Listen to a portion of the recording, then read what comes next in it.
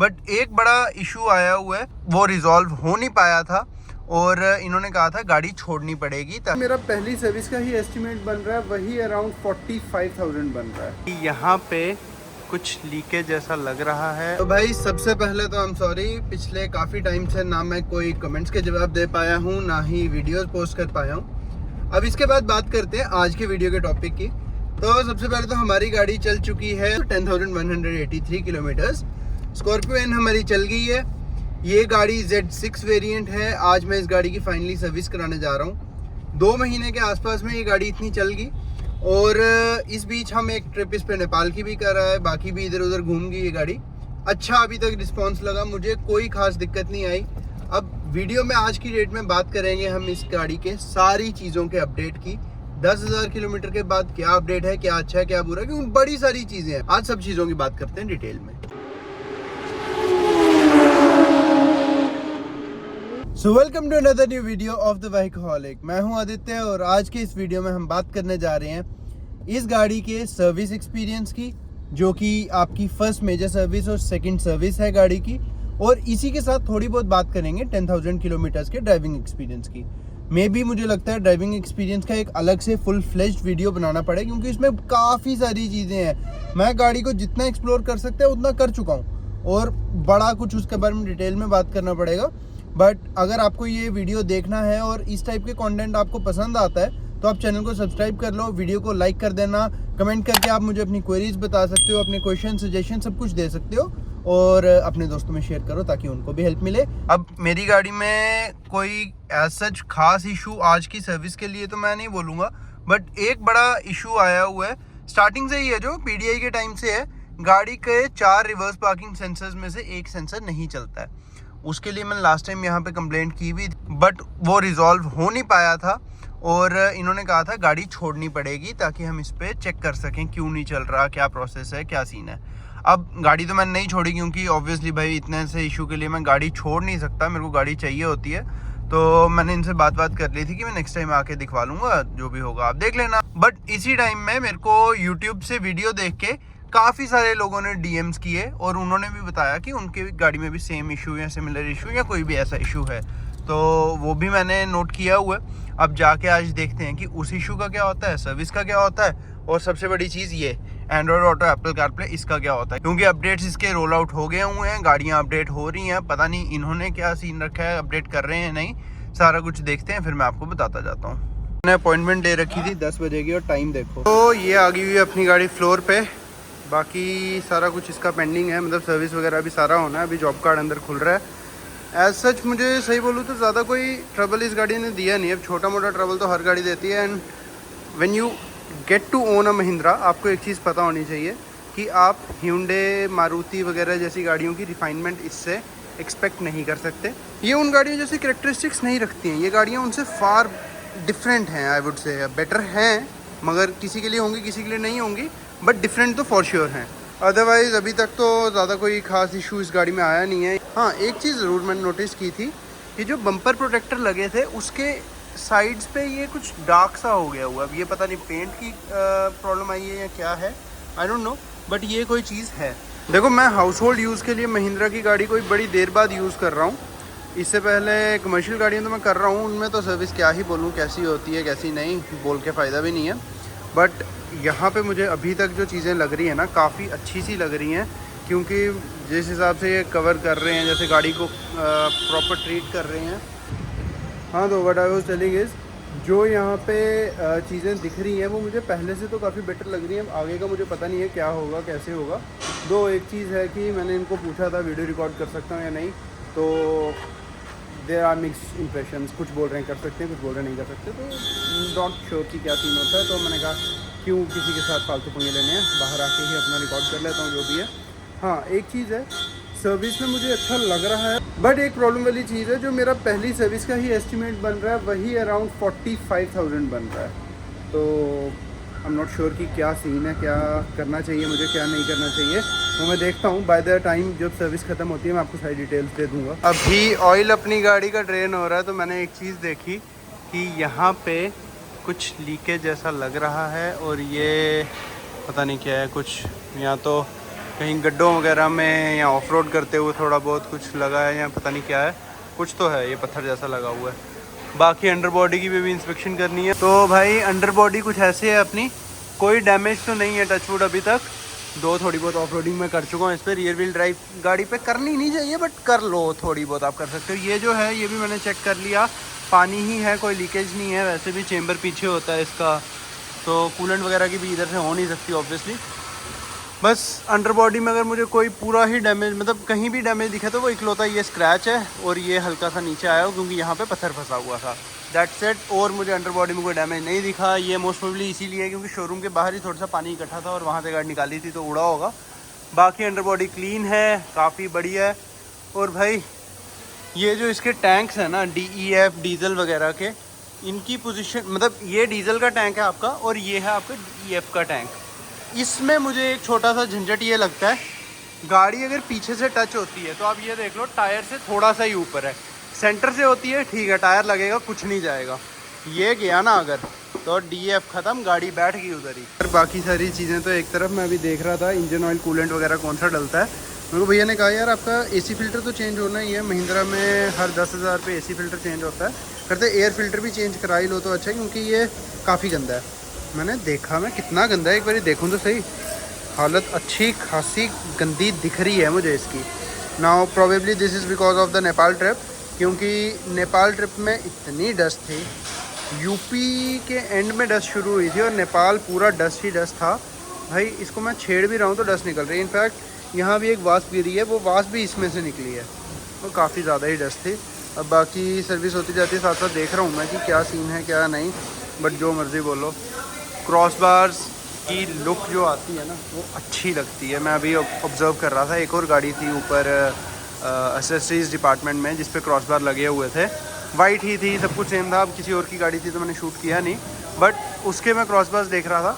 अच्छा, इसकी cross bars के साथ ना एक दिक्कत है कि ये क्रॉस बार्स ज़्यादा विंड में एक जगह स्टेबल नहीं रहते, ये पीछे को जाते हैं, जिसकी वजह से आप यहाँ देख रहे हो ये स्क्रैचेस आ गए हैं। मैंने यहाँ इंस्टॉल किए थे लगेज के साथ या लगेज के बिना, जब भी ट्रैवल किया, लगेज के बिना ही ट्रैवल किया था एक्चुअली उस टाइम में, तो ये थोड़े थोड़े पुश होते हुए पीछे चले गए। उसका मैंने सोल्यूशन ये ढूंढा कि मैंने ये एक स्टील का एंगल लिया, लोहे का एंगल लिया और इसमें होल्स करवा के इसको वहाँ पे भी पंच करवा दी, यहाँ भी पंच करवा दिया, पीछे से अपनी बिल्कुल बैक में कर दी क्रॉस बार, और अब ये हिल नहीं सकता। आगे को तो ऑब्वियसली आएगा नहीं, पीछे को ये अब जा नहीं सकता। तो this is a fine solution, I would recommend. अगर आपने क्रॉस बार लगवाने हैं ये ज़रूर कर लेना। टेक्नीशियन बहुत अच्छे से काम कर रहे हैं, फेसेस में ऑब्वियसली नहीं दिखाऊंगा। इलेक्ट्रिशियन आए थे अभी मेरी हेल्प करने थोड़ी सी, मैंने डैश कैम की वायरिंग इंस्टॉल की थी खुद ही, तो वो सारी मैंने अच्छे से टक कर दी थी, हर जगह से टक कर ली थी। भाई तुम्हारा खुद भी थोड़ा सा अच्छा ही टेक्नीशियन है, तो बट यहाँ से थोड़ी सी एक्सपोज थी और वो मैं हाइड नहीं कर पा रहा था क्योंकि I didn't want to mess up with the internals. Like ये वाले पैनल्स मैं खुद खोलना नहीं चाहता था कि कुछ टूट ना जाए, मेरे से कोई नुकसान ना हो, बट अब वो भी टेक्नीशियन आके ठीक करके मुझे काफ़ी बढ़िया लगा। लाइक कि मेरा मतलब ये आफ्टर मार्केट काम को यूजुअली हाथ नहीं डालते हैं कंपनी वाले, बट आके वो कर गए, वायर अंदर टक वगैरह कर गए। दो ये डैशबोर्ड से मैं थोड़ा सा डिसअपॉइंटेड हूँ कि ये नीचे लटका हुआ रहता है, बट उसका एक रीज़न ये भी है कि मैं इसमें पानी भर के रखता हूँ, हमेशा कूल ग्लब बॉक्स में पानी रखा होता है मैंने। ये सारा हो गया। इसके बाद जो अभी तक का मेरा एक्सपीरियंस है ना सर्विस का, ठीक चल रहा है। आगे का भी पता नहीं है क्या होता है क्या नहीं, वो मैं आपको साथ साथ बताऊंगा। सर्विस गाड़ी की ऑलमोस्ट होगी, अब अपडेट की तरफ जाना है और देखते हैं अभी और क्या क्या बचा हुआ है। जो भी चीज़ें होंगी ना मैं आपको बताता हूँ। भाई बिल मोटा बनने वाला है, बिल का फटका लगने वाला है। अराउंड सर्विस का मिला के सारा जो भी है 45,000 तक बात जा रही है, और जो पहली सर्विस में चुभ रही है, मुझे सीधी सी बात सही बोलूँ तो चुभ रही है। मैं बताता हूँ क्यों चुभ रही है और क्या है उसका इतना बड़ा रीज़न। पर हाँ, उसके बाद ये चीज़ है भाई, पार्ट्स महिंद्रा के थोड़े मुझे एक्सपेंसिव लगे, बट ठीक है, अब 20 लाख की गाड़ी है तो मतलब 20 क्या, जिस सेगमेंट में आ रही है इसके 15 लाख से शुरू होकर 27-28 तक जा रही है, तो उस हिसाब से पार्ट्स का वैलिड है, इतना होना भी चाहिए। तो भाई वॉशिंग होगी है गाड़ी की डन, अब बारी है अपडेट की। ये मुझे समझ नहीं आता क्यों हिला देता है कोई भी, और मोस्टली जितने वॉशिंग वाले होते हैं सबसे ये हिल जाते हैं। चलो वॉशिंग हो गई है, अब बारी है अपडेट की। इससे पहले अपडेट होता है मैं आपको दिखा देता हूँ कि अभी सॉफ्टवेयर का क्या वर्जन है। और ये डीजल खाली क्यों दिखा रही है, भाई मैं फुल टैंक लेके आया था ऑलमोस्ट, ये खाली क्यों दिख रही? गाड़ी मेरी है ना? हाँ गाड़ी मेरी है। ये क्या चक्कर है भाई? ऐसा होना बनता तो नहीं है, क्योंकि अगर आप थोड़ी देर पहले की फुटेज देखो, जहाँ मैं गाड़ी लेके आया था बहुत डीजल था गाड़ी में, आधे टैंक से बहुत ज़्यादा ही था। ये आई होप कि कोई एरर ही हो और कुछ नहीं, और कुछ हुआ तो मेरे लिए तो पंगा है, कुछ ना कुछ तो प्रॉब्लम होगी। चलो उस पर बाद में आता हूँ मैं। सॉफ्टवेयर वर्जन हाँ ये है 10.22.64, ठीक है। एंड्रॉयड 9 है इसमें। भाई फाइनली ये बिलिंग हो गई है, इन्होंने थोड़ा बहुत सामान पकड़ाया है, वो लेके अभी जा रहे हैं। जो मैं दूसरी गाड़ी आपको बोल रहा था ना जिसमें ऊपर क्रॉस बार वगैरह लगा है, वो यही वाली थी। भाई एक चीज़ बेसिक सी देखना, सेम मतलब दोनों वाइट कलर में ही है, दोनों के ऊपर क्रॉस बार वगैरह लगे हैं, जो मर्जी हो। एक अलॉयज़ और टायर से उसकी लुक कितनी ज़्यादा एग्रेसिव हुई है वो दिख रहा है यहाँ से। भाई अलॉयज़ बहुत अच्छे लग रहे हैं, और 80 टायर्स तो क्या ही मैं बोलूँ, बहुत अच्छे जच रहे हैं गाड़ी पे। बाय द वे अपनी ख़त्म हो गई है गाड़ी, क्या बिलिंग हुई, क्या हुआ, क्या चला क्या नहीं चला, सब कुछ मैं आपको गाड़ी में बैठ के अब बताता हूँ। मतलब मैं बिल आपको बताता जाता हूँ, गाने नहीं, बिल मैं आपको बताता जाता हूँ। सबसे पहले ये रहा बिल 45,000 बन रहा था। वो क्यों बन रहा था वो भी मैं बताता हूँ। पहली चीज़ सिंपल सी उसमें ये थी कि बिल में मेरे ऐड हो रही थी एक्सटेंडेड वारंटी। लेनी तो है ही एक्सटेंडेड वारंटी, तो उसमें तो कोई डाउट था नहीं।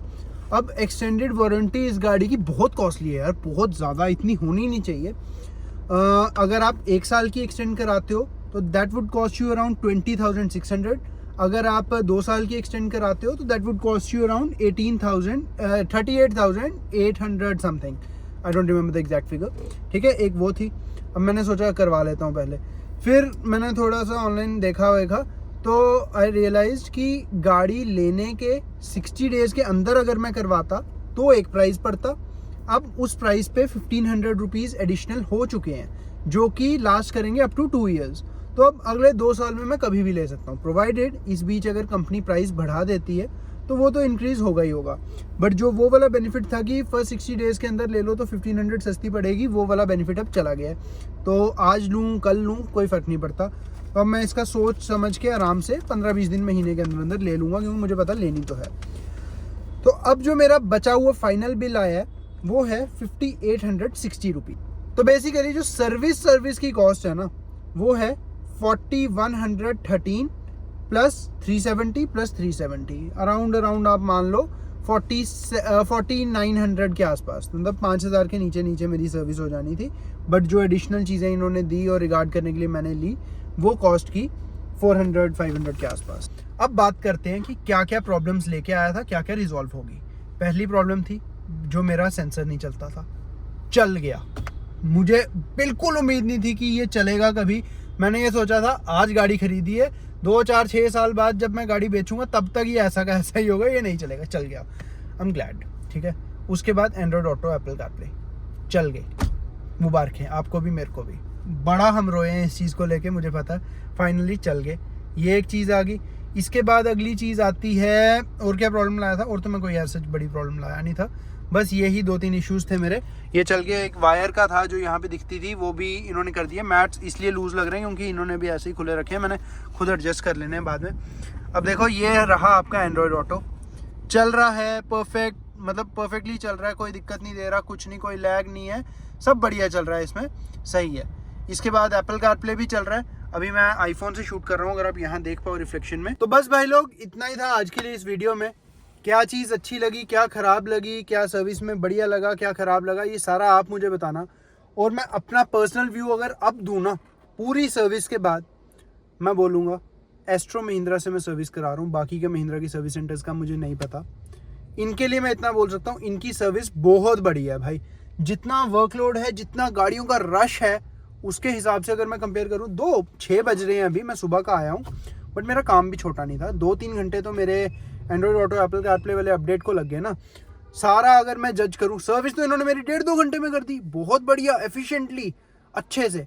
रश की वजह से चीज़ें डिले हुई, मेरे सॉफ्टवेयर में कुछ ग्लिच आ रहा था, उसकी वजह से चीज़ें डिले हुई, जो भी हुआ मैं कह रहा हूँ टोटली वर्थ इट। सर्विस अच्छी लगी मुझे। और अगर मैं सही बोलूँ कि मतलब इसी वर्कशॉप की बात करूँ, जम्मू से भी मुझे पता है बड़े व्यूअर्स होंगे, तो भाई एक चीज़ बोलूँगा, इधर एक है मिस्टर विशु और एक हैं जो सॉफ्टवेयर का देख रहे थे ना भैया, जो अपडेट्स वगैरह का देख रहे थे। मिस्टर माही नाम है उनका, माही उनका सरनेम है, नाम मुझे पता नहीं है। बट इन दोनों बंदों ने इतनी हेल्प की है ना, और काम परफेक्टली अच्छे से करके दिया। और हाँ, एक बात जो मैं आपको तब से बतानी भूल गया हुआ था, J&K की पहली गाड़ी है ये जिसपे एंड्रॉइड ऑटो एप्पल कारप्ले वाला अपडेट इंस्टॉल हुआ है। मैं आज बेसिकली आगे पीछे पड़ गया था, नहीं डेमो व्हीकल छोड़ो, ये छोड़ो वो छोड़ो, प्लीज़ इसमें इंस्टॉल कर दो, कोई बग आया मैं देख लूँगा, मैं चला लूँगा, कोई चक्कर नहीं है वो। तो इन्होंने कर दिया एंड थैंक्स टू देम यार, बहुत ज़्यादा हेल्पफुल रहे हैं। ओवरऑल फाइनल वर्ड्स, सर्विस से सेटिस्फाइड हूँ, महिंद्रा से खुश हूँ। 5,000 रुपये के आसपास मेरा बिल आ गया सर्विस का, विच इज़ फेयर इनफ। 45,000 आ सकता था, बट अभी के लिए भाई ने कंजूसी कर ली है, थोड़ा सा कम करा लिया है, तो थोड़े दिन में उसका भी करा लेंगे। बस बाकी इतना ही है काम। तो थैंक्स फॉर वॉचिंग, मिलते हैं अगले किसी ऐसे वीडियो में। कोई भी क्वेश्चन, कोई भी क्वेरी, कोई भी सजेशन हो तो आप मुझे नीचे कमेंट्स में बता सकते हो और इंस्टाग्राम पे DM भी कर सकते हैं। थैंक्स फॉर वॉचिंग, मिलते हैं अगले वीडियो में। Okay, bye bye.